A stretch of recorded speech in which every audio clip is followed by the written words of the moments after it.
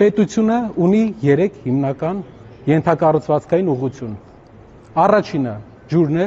երկրորդը գազը, երրորդը էլեկտրականությունը։ Ջրով մենք հասել ենք նրան, որ Երևան քաղաքում 21-րդ դարում մի շիշ ջուրը օրական 7 ժամ անհասանելի է լինելու Երևանի 100 հազարավոր բնակիչների համար։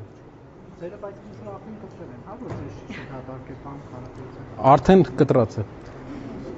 Ինչ վերաբերում է էլեկտրականությանը, վերջի 4 ամիսների ընթացքում անցած տարվա համեմատ Հայաստանում անջատումների քանակը բարձրացել է 40%-ով։ Մենք ունենք տոտալ կոլապս,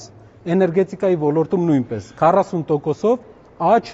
էլեկտրաէներգիայի անջատումների մեջ։ Ջրի մեջ ունենք անկում մատակարարման, էլեկտրաէներգիայի մեջ ունենք աճ անջատումների եւ մեր արտաքին քաղաքականության հարևան երկրների հետ հարաբերությունները վատացնելու միջոցով։ Սա շատ կարևոր մարտահրավեր է մեզ համար, ջուրը անհրաժեշտություն է, ջուրը ճոխություն չէ, եւ մենք պետք է այս հարցը կարողանանք լուծենք նորմալ կառավարման արդյունքում մեր երկրում սա պետք է հարց չլինի։ Բժշկական հաստատությունները պետք է 7 ժամ ջրից զրկված չլինեն։ Ճիշտ կառավարումը սրանից է սկսվում։ Այսօր մենք ուզում ենք ներկայացնենք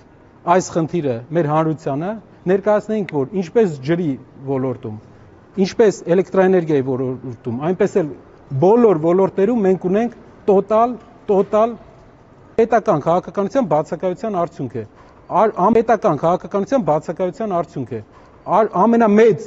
ամենաջրառատ երկրներից մեկը տարածաշրջանի չի կարող բախվել այս խնդրի հետ։ Ջուր կա,